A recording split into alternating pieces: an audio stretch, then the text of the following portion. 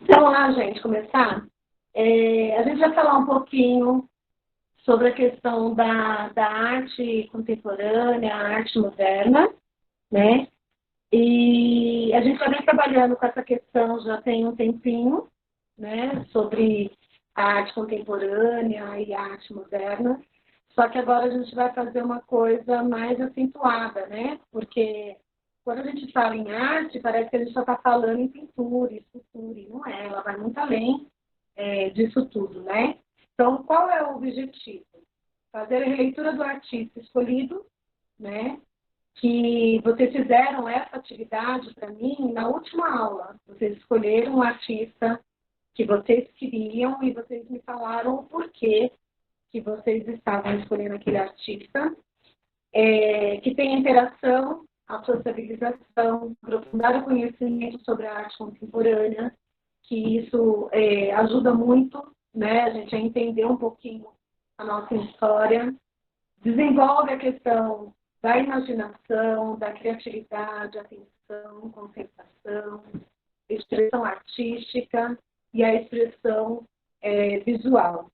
Mesmo aqueles que falam, eu não gosto muito de dançar, eu não gosto muito de cantar, eu não gosto muito de fazer nada, mesmo essas pessoas, elas têm a maneira delas de passar a sua expressão visual ou corporal ou alguma coisa nesse sentido. A gente fala muito com o corpo, né?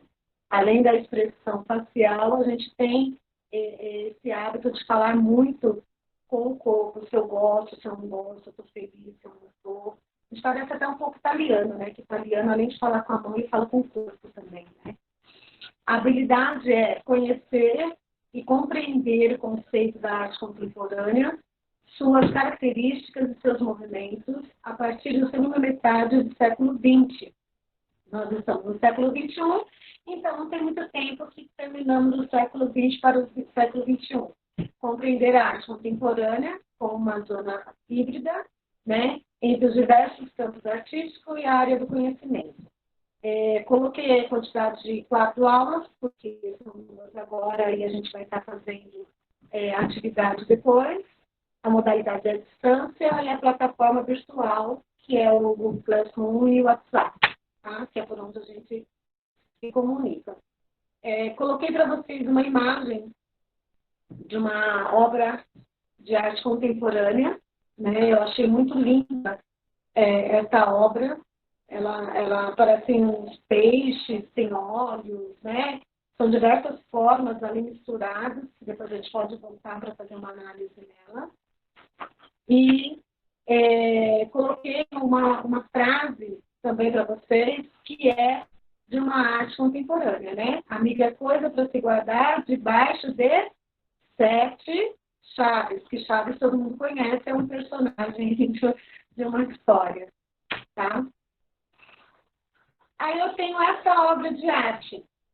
Faxineiros, né, vamos dizer, faxineiros do Museu Italiano jogam obra de arte no lixo. O que vocês acham que aconteceu ali? Vocês podem me falar, eu espero. Alô, alô? Tá vendo? Ui, O cara pode chegou, falar. chegou, não sabia que era um negócio de arte, viu um monte de garrafa no chão, né? Ah, vai fazer o trabalho dele, jogar no lixo. Isso mesmo. Ele não teve a informação de que aquilo pudesse ser uma obra de arte, né? Para ele, a obra de arte era só questão de quadros. Quando eles chegaram, né, no dia para fazer a limpeza, que viram aquele monte de garrafa, um monte de restos, de coisa tudo jogado, eles acharam que alguém tivesse feito alguma festa ali e jogaram tudo no lixo, né? As artistas, quando foram no outro dia, elas viram que estava tudo no lixo, mas como são materiais fáceis, né, de se ter, eles fizeram o quê? Fizeram novamente a releitura e conseguiram dar sequência à obra. Alguém pode me dizer o que o artista queria dizer com esse monte de garrafa, esse monte de comida, esse monte de coisa no chão? Hum? Eu não consigo imaginar nada, professora. Não? Então vamos lá. Ó, vamos imaginar assim. Nós temos uma festa, e aí quando acaba a festa, como que fica? Tudo sujo, bagunçado. Tudo uma bagunça, né? Só que ali eles estavam fazendo, os artistas estavam fazendo uma crítica ao quê? Ao consumismo de bebida alcoólica e de sujeira. Por quê? Quando a gente tem o hábito de fazer essas festas, a gente não pensa no meio ambiente, né? A gente só pensa na diversão. Então, os copos plásticos, pratos, talheres, tudo que a gente usa que vai para o lixo depois, a gente tem consciência de que pode fazer mal ao meio ambiente. E elas quiseram fazer justamente essa crítica, crítica ao consumismo desnecessário. Porque eu poderia dar uma festa, mas eu não precisaria, por exemplo, estar utilizando esse tanto de material que está aí, né? As garrafas, por exemplo, poderiam ser garrafas retornáveis. Se tivesse prato, talheres, tudo, eu poderia fazer os de prato, né? Os pratos de vidro mesmo, os talheres normais que a gente usa no dia a dia, não precisaria ter os descartáveis. Né? Então, tudo tem a questão assim de a gente fazer uma reflexão sobre essa questão, né? Sobre essa questão do consumismo desnecessário, né? E do mal que a gente causa ao meio ambiente com todas essas questões. Aí tem uma segunda obra de arte. Vocês acham que isso é uma arte? Sim. Sim? O nome dessa obra é Vanitas, Vestido de Carne para um Anorexo Albino. Né? Foi feita agora em 1987. A roupa dela, se vocês observarem bem, ela é toda composta de carne. Né? Ela é toda feita de carne. Professora, Aí, isso é uma crítica? É o que aquilo? sim, sim. Ah, tá. Ela passa a não ter, né, nenhuma preocupação, na verdade, com o desperdício, né? Ali a questão que ele coloca, que a Vanilla coloca na obra de arte, é justamente essa questão da reflexão do desperdício, porque depois dessa carne a gente não vai utilizar, né? Então, ela faz essa questão, né, de deixar bem claro que nada é para a eternidade. A gente não vai utilizar, mas a gente podia se precaver em relação a esse desperdício, né, que se tem com tantas coisas. Ali foram dados dois exemplos para vocês, né, que foram das garrafas e agora essa questão da carne. Mas, assim, existem várias outras coisas que a gente faz desperdício diário, né, cotidiano, e que a gente poderia parar, pensar e refletir sobre essa questão. Porque a arte contemporânea, ela tem um pouco disso, né, da reflexão, de eu parar para pensar sobre o que eu estou fazendo, o porquê eu estou fazendo e para que eu estou fazendo. Então, quando a gente consegue juntar essas questões e ter respostas para todas elas, eu acabo fazendo o que é certo, né? E não o que é certo só para mim. Eu acabo fazendo o que é certo para a humanidade, para a comunidade, para as pessoas de um modo em geral. Aí a gente vai ver um pouquinho sobre a arte contemporânea. Vocês querem me falar alguma coisa antes do que vocês já sabem sobre a arte contemporânea?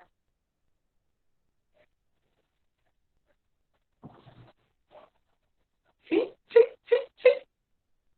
Vamos, gente. Ninguém vai falar nada? Tá bom, então vamos lá. Como a arte contemporânea chegando, a gente vê que teve também os avanços da globalização, né? O que seriam esses avanços da globalização?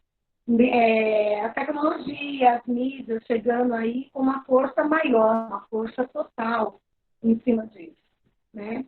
Então, aquilo que eu tinha, por exemplo, de estar se fazendo só os desenhos em tela, só fazendo aquelas esculturas com argila, ela cai um pouco em terra, né?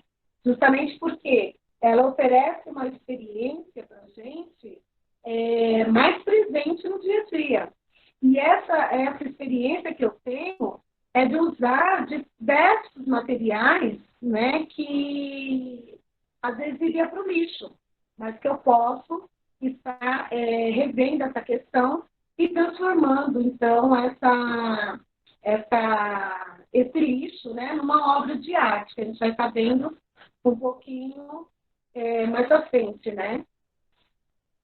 E com a arte contemporânea, a gente consegue perceber que eles começam a ter um sentido diferente para as pessoas, né? Começam a ter uma importância diferente para as pessoas na época. Até mesmo porque, como a gente vem percebendo, sempre tem aí uma crítica, né? Uma crítica, seja ela social, seja ela política, sempre tem essa crítica aí na arte contemporânea. Tá? Dentro da arte contemporânea, a gente tem a arte pop, né? Que nada mais é do que a arte popular. A arte popular, aquela arte que a gente tem no dia a dia, que a gente vê nas ruas, que a gente vê, né? No nosso consumo, nas publicidades, no estilo de vida, né? Até mesmo dizem que, por exemplo, o hip hop é um estilo, né, popular, que é uma arte popular. E é mesmo, porque tem o que deles, eles têm a intenção deles em cima da vestimenta, em cima das palavras que está ali no hip hop, da dança deles. Eles sempre têm um quê ali social, né, para poder estar ajudando. Então, eu coloquei para vocês lá, movimento que visava questionar a propaganda em massa e o consumo, né? Pop art é um movimento artístico que se caracteriza pela reprodução de temas relacionados ao consumo, publicidade e estilo de vida.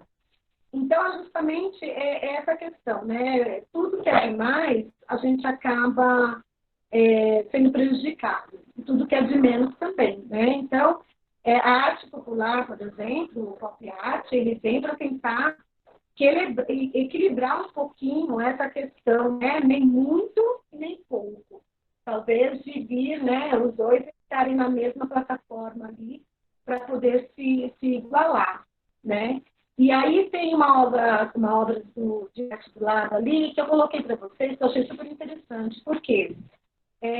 Toda vez que a gente vai para o Nordeste, por exemplo, ou que a gente vai viajar para algum lugar que a gente não tem o hábito de ir com frequência, a gente acaba sempre querendo comprar uma lembrancinha para trazer, né? Ah, eu vou lá comprar uma lembrancinha, vou trazer uma lembrancinha para dança, e a pop art é contra isso, esse consumismo, né, desnecessário. Então, ali nós temos o quê? Temos o Cristo Redentor, nós temos o Farol, que é lá da Bahia também, temos os nordestinos aqui, tem o Bumba Meu Boi, tem o teleférico, né? Temos vários pontos turísticos do Brasil e que esses pontos turísticos fazem com que a gente acabe gastando o que às vezes a gente não tem. Então, eles colocam bem essa questão também, né? Ó, você pode viver com o seu consumo, você pode viver da publicidade, né? Do que a mídia passa para você, do seu estilo de vida, mas dá uma equilibrada, né? Não precisa ficar gastando tudo necessariamente. Se você tem R$50, eu vou comprar R$50 de lembrancinha, e depois, o que eu faço, né? Se eu não tenho mais nenhum dinheiro aí para poder estar fazendo nada na minha vida. E ele vem para dar esse equilíbrio para a gente no ano de 1950, na década de 50, né? Aí tem a Op Art, né? A Op Art, nós fizemos até algumas atividades no ano passado sobre essa questão, né? Que é a obra que dá a ilusão de movimento. Mas, na verdade, não está movimentando, não tem movimento nenhum, mas ela dá a entender de que existe um movimento. Que nem essa obra que está do lado, né? Que forma um círculo, dá a entender de que ela está, o círculo está sobreposto, né? Está para fora. Mas não é a questão da técnica de pintura, de como foi feito, entendeu? Para poder chegar neste ponto. A mesma coisa dessa estrela, né? Dá lá no fundo como se tivesse uma profundidade. Mas tudo isso são pinturas. São pinturas, é a forma que se pinta, é a forma em que se desenha que vai nos dar essa profundidade, né? Então, os artistas da Op Art, eles têm esse quê de usar formas geométricas para dar essa ilusão de movimento, né? Quando a gente olha nas obras, ela tem a impressão de que tem um movimento ali, mas acaba não tendo movimento nenhum.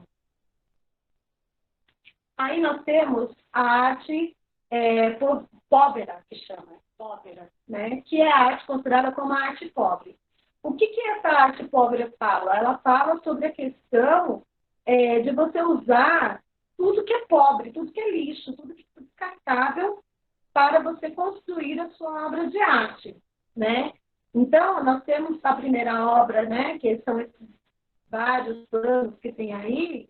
Se é com a gente, são vários panos picados, a gente faz o quê? Ah, não, mas não serve para mim, então eu vou estar jogando fora, né?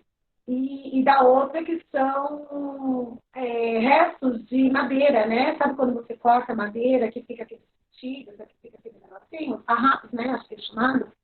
Então, é feito ali e tem a imagem de uma pessoa caída nesse farrapo.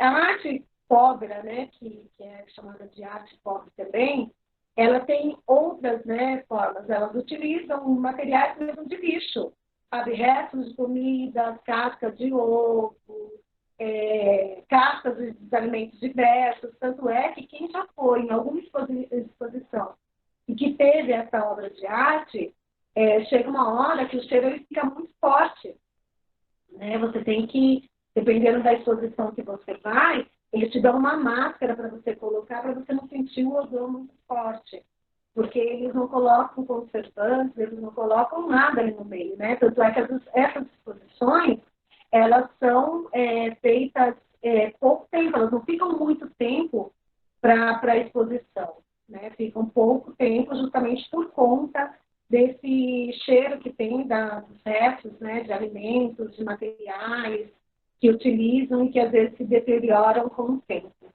tá? Aí a arte cinética, ou cinetismo, como chamam.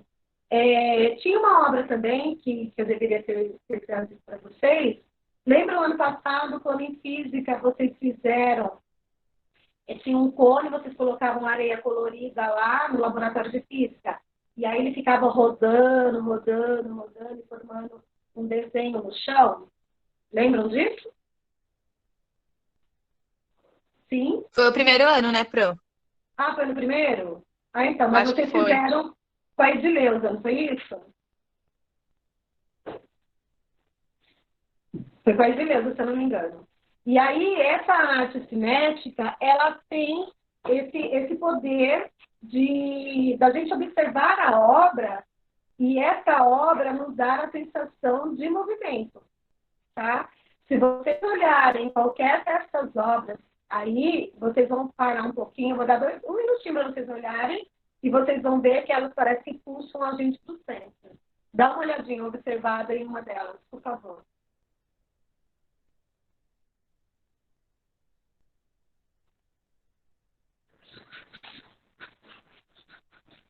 Observaram? Viram que ela dá a sensação do movimento, que ela está puxando a gente para dentro da obra de arte. Parece que ela tá se mexendo. Parece que está se mexendo. A arte cinética, ela tem esse poder de fazer isso conosco, né? De dar essa sensação de movimento. Só que ela não tem movimento nenhum. Ela está parada. Ali são todas pinturas que foram realizadas. Mas conforme a gente... Professora, mas a última... Oi? Perdão, a última eu não senti nada dessa impressão. As duas primeiras eu consegui sentir, a última não. Não, então, essa última obra é de uma artista plástica chamada Lydia Clark.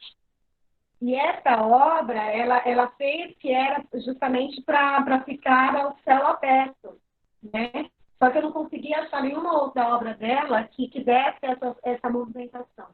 Mas quando eles estão no céu aberto, ele tem esse poder, porque são linhas, ó, se você for observar, são linhas curvas, e essas linhas é que dão a sensação do movimento que deveria. Se ela estivesse no céu aberto, você poderia até enxergar essa questão de uma forma diferenciada. É lógico que as duas primeiras obras de arte, elas nos dá essa sensação com mais ênfase, né? Puxa mais, né, para lá, porque são obras pintadas, ali são esculturas, né? E a escultura, eu tenho que observar ela para ver o que ela me diz também, tá? Por esse motivo. Eu coloquei ela porque a Lydia Clark, ela foi uma das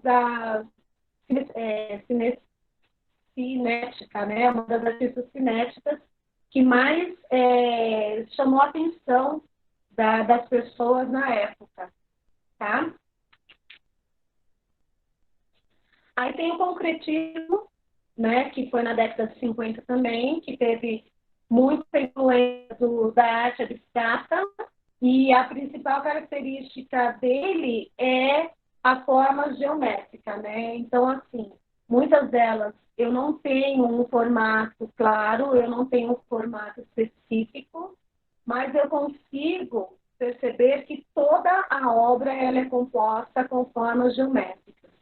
Seja ela só com quadrado, seja ela só com retângulo, triângulo, trapézio ou qualquer outra forma, mas eu consigo observar que só me tem aí nessa obra formatos geométricos, tá? Por isso que eu chamo de concreto, porque são coisas que eu posso nominar, que eu posso dar nomes, tá? Então, eu posso dar nomes a todas as formas em que eu observo.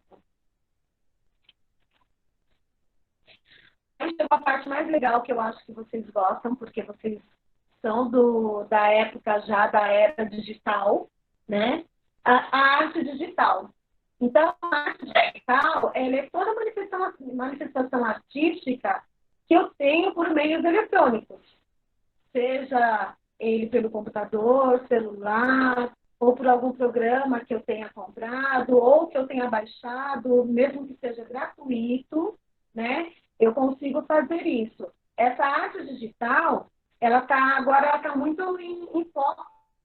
Até mesmo, teve umas 2 ou 3 semanas atrás, tinha também a questão da mulher se transformar em homem. Vocês viram essa arte digital que teve? Vocês viram no aplicativo essa arte? Que eu, por exemplo, me transformei em homem e aí o homem se transformou em mulher, né? Desculpa. Aquele negócio do FaceApp lá, que era tipo um filtro que mudava a pessoa de gênero. Era isso? Qual, Gabriel? Não Tinha entendi. tinha um aplicativo de celular que você colocava umas fotos suas e acontecia isso. É disso que você tá falando? É essa mesmo. Ah, sim. Essa mesmo. Você conseguiu fazer com você, não? Ah, sim, eu fiz. Bom, mó bestinha. Então, isso a gente chama da arte digital, né? Tem também o Photoshop, né? Onde muitos das modelos, artistas utilizam, né? Eu tiro uma foto e eu estou cheia de celulite, por exemplo, eu sou modelo, eu estou cheia de celulite, daí a Photoshop vai cobrindo ali, né? Então, essa arte digital é uma das manifestações artísticas mais presentes que nós temos na atualidade, né? Então, no dia a dia, pode ver que toda hora está aparecendo um programa novo, está aparecendo uma plataforma nova, está aparecendo sempre algo novo, porque as coisas elas estão indo muito rápidas, né? Então, tudo que acontece na nossa vida, ela tem que ter, hoje em dia, ela tem que ter esses meios eletrônicos junto conosco, para a gente poder estar vivendo no dia a dia. A gente não vive mais sem televisão, sem o celular, né? Agora, com esse negócio da pandemia, né? Computadores, os programas que são aí colocados para a gente, né? E essa arte digital, a gente consegue fazer inúmeras coisas, né?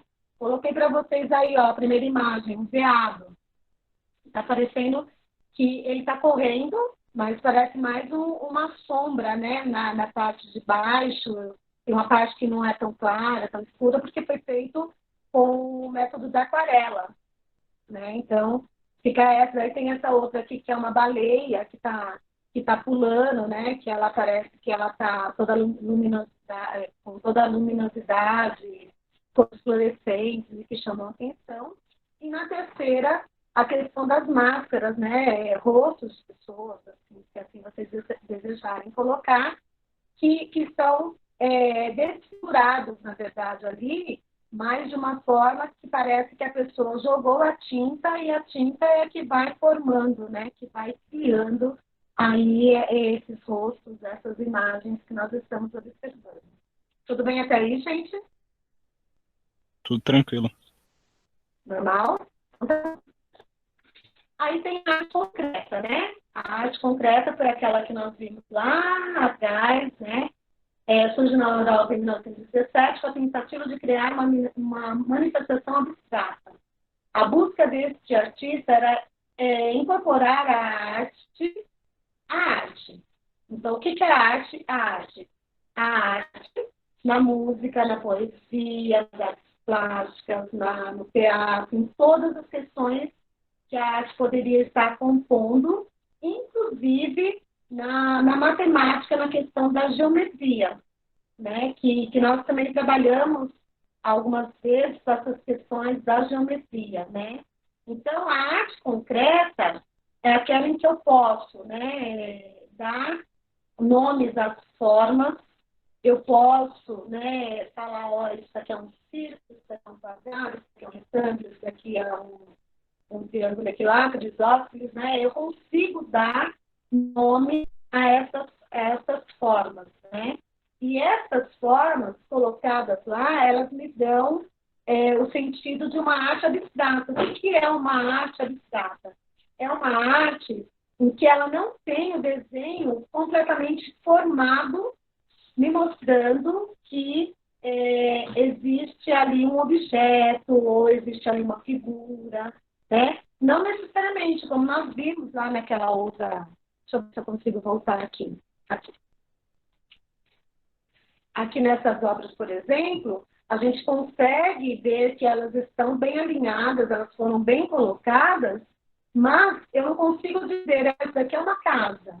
Eu não consigo dizer, isso aqui é uma pessoa. Isso aqui é uma igreja. Eu não consigo denominar, dar nome à figura. Tá? Então, nisso a gente chama aí de uma arte abstrata. Tá? Aí tem aqui outras formas de formas abstratas, que ela é meio parecida também lá com a parte lá do concretismo também, que lida muito com essa questão da arte, né? Tem a arte conceitual, que ela foi criada em 1960. Eu preferi pegar essa época, né, da Coca-Cola, porque, assim, durante um bom tempo, essas garrafas de vidro, elas foram deixadas de lado, né? Elas não foram colocadas para a gente dessa maneira, por quê? Porque quebrava-se muito, né? Não tínhamos mais essa questão desculpa, não tínhamos mais essa questão dos vidros, né? Então, eles começaram a fazer o quê? As garrafas plásticas. Hoje existem várias, né? Desde a pequenininha até a maior. Nessa época da arte conceitual, ele teve um auge muito grande na década de 70, né? Que foi a questão da crítica mesmo, né? Elas tinham os dizeres, eu não sei se dá para vocês perceberem na primeira garrafa, essas garrafas funcionavam como? Você comprava essas garrafas e cada garrafa ela vinha com frases ou textos, ou pequenos textos. E essas frases ou pequenos textos, elas faziam uma crítica, né? Seja ao momento atual em que estavam se passando, seja a fase militar, seja o que for. E quando acabava o conteúdo, né, a Coca-Cola no caso, pode ver que na última garrafa ela ficava em branco. Ela ficava em branco por quê? Porque quando você tinha que comprar, você tinha que levar essa garrafa de novo, aí ela voltava para ser esterilizada, tudo, e ser reutilizada, e vinha uma nova. Daí nessa nova vinha uma nova frase. né, para estar colocando aí. E existe essa outra obra de arte que eu achei super interessante, achei super legal essa questão, que é do Joseph eu não aprendi a falar esse nome, é Kost, sei lá, que é Uma e Três Cadeiras, de 1965. O que ele queria dizer com essa questão, né? Ele simplesmente pegou uma cadeira normal, né? Cadeira que a gente senta, etc e tal. Ele tirou a foto dessa cadeira, que ele fica do lado em preto e branco, e ele explicou o que é uma cadeira, né? Então, a primeira comparação que ele faz é justamente essa, né? Na sua mente, como que você consegue definir uma cadeira? Né? Ele coloca essa questão. O que é uma cadeira? Então, está escrito lá na parede, ó, a cadeira é isso, isso, isso, tem para essa finalidade, né? Existem vários tipos de cadeira, parará, parará, parará. Daí existe a questão da cadeira, que é da fotografia, né? Como é que eu faço a representação dessa cadeira? Então, eu tiro uma foto dela e aí eu estou representando essa cadeira, né? Estou fazendo a representação dessa cadeira. E a cadeira, propriamente dita, que é a cadeira de apreciação, não como um objeto utilitário, porque ela está ali só para ser observada, né? E por esse motivo ela se torna uma obra de arte. Aí tem as principais características da arte conceitual, né? Que é a valorização da obra de arte. Essas artes conceitual, né? Ela tem um forte quê, né? Com vídeos, textos e fotografias, né? Tem um forte desenvolvimento com a arte ambiental, que eu peguei essa primeira foto, que parece são várias pedras, né, colocadas, e aí tem a água embaixo, então parece que forma um círculo, né? Mas isso foi feito de propósito, isso foi colocado pelo homem ali, né? Para estar colocando, para estar apreciando. Como essa, existem outras, né? Existem outras também formas de arte ambiental que a gente utiliza até no nosso dia a dia. Por exemplo, aqueles pneus, né? O pneu que quando ele é pintado, que a gente consegue fazer toda a armazenagem, que a gente consegue fazer a plantação por dentro, né? Quando a gente consegue montar um cisne com recicláveis, com garrafas ou com qualquer outro tipo de objeto. Quando a gente faz um cercadinho, né, em volta da planta com pedrinhas ou com o topo da garrafa também coloridinho, são todas artes ambientais. Tem a arte postal. A arte postal ela é feita justamente por conta de você estar levando essa arte para outros lugares, então vem muito em selos, no formato dos envelopes, né? E aí por diante. E tem também o grafite, que todo mundo conhece, que o grafite ele é a questão de você estar se colocando diante da sociedade, né? Fazendo uma crítica ou não, você faz essa manifestação principalmente na rua, principalmente ao e a gente tem a volta ao figuratismo. Aquilo em que eu posso observar, a arte figurativa, aquilo que eu posso observar e eu posso dar um nome, né? E nessa arte figurativa, na época, eles colocavam muito essa questão da forma humana, né? A questão do elemento na natureza, o objeto que foi criado pelo homem, né? E aí tem essa quebra do formal, né? Do formalismo artístico para essa arte figurativa. Então, acabou deixando essa questão formal de que a pessoa não pode ser pintada, a não ser que seja diante da família, ou com o marido, ou com o esposo. E aí a gente, no figurativismo, a gente já consegue fazer essa imposição, né? Consegue fazer as nossas colocações, as nossas pinturas, sem ter que depender do outro, né? Então é isso, gente. Por hoje é só. Alguém tem alguma questão, alguma coisa para se falar? Professora, deixa eu fazer uma pergunta. Fala, Mar. É tipo assim, quando começou o grafite, já começou, tipo assim, a era de pichar? Ou não? Demorou? Não, existe uma diferenciação muito, muito grande entre o grafite e a pichação, né? A pichação, na verdade, Mar, ela é a arte que você faz com o intuito só de sujeira, né? Não tem um intuito social, não tem um intuito político e nem nada. O grafite já é o contrário. O grafite, todo grafite que tem, ele sempre tem um quê de uma crítica, ou ele tem um quê de uma questão social que esteja acontecendo agora.